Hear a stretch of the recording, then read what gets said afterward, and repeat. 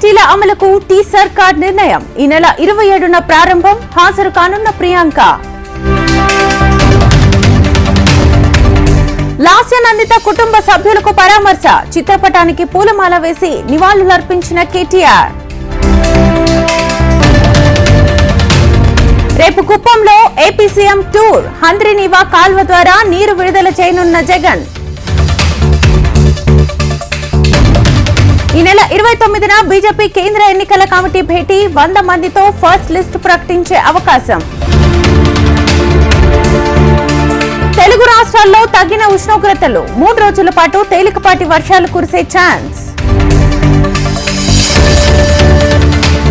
Gorilla scam లో ACB దర్యాప్తు వేగవంతం. 4 అధికారుల పాత్రపై కస్టడీ పిటిషన్.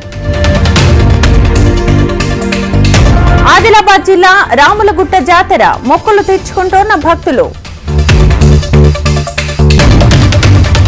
పాలమూరు జిల్లాలో వెంకటేశ్వర స్వామి బ్రహ్మోత్సవాలు. మన్యంకొండలో అంగరంగ వైభవంగా ఉత్సవాలు. కామారెడ్డి జిల్లాలో వడ్డీ వ్యాపారులపై కొరడ. వణుకు పుట్టిస్తోన్న వరుస తనిఖీలు. గజపతి నగరంలో ఓ ఇంట్లో చోరీ. 8 లక్షల నగదు, 13 తులాల బంగారం దొంగతనం. డిప్రెషన్ లో ఉన్నందునే గంజాయి తీసుకున్నానన్న షణ్ముఖ్. ఆత్మహత్య చేసుకోవాలనుకుంటున్నానంటూ ఏడ్చిన యూట్యూబర్. సంగారెడ్డి జిల్లాలో నిబంధనల ఉల్లంఘన.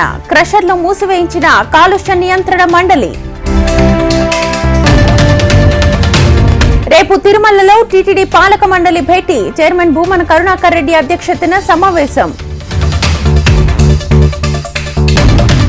మార్చి 1 నుంచి శ్రీశైలంలో మహాశివరాత్రి బ్రహ్మోత్సవాలు. ఆలయంలో 11వ తేదీ వరకు ఆర్జిత సేవలు రద్దు.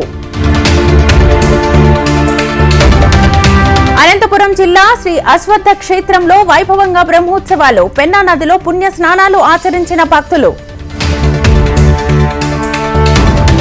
విశాఖ బీచ్ లో ఫ్లోటింగ్ బ్రిడ్జ్ ను ప్రారంభించిన వైవి సుబ్బారెడ్డి. పర్యాటకులను ఆకర్షించేలా వైజాగ్ ను అభివృద్ధి చేశామన్న ఎంపీ.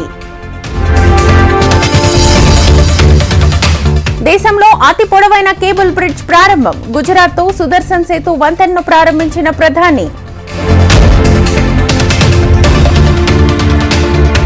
అయోధ్యకు పోటెత్తుతోన్న భక్తులు. బాలరాముణ్ణి దర్శించుకున్న 60 లక్షల మంది భక్తులు. ఢిల్లీ సరిహద్దుల్లో కుదుటపడిన పరిస్థితి. సింఘీ, తిక్రీ క్రాసింగ్లను పాక్షికంగా తెరిచిన పోలీసులు. యూపీ గజియాబాద్ లో కరోనా కలకలం. 7 వ్యక్తులకు వైరస్ సోకినట్లుగా నిర్ధారణ.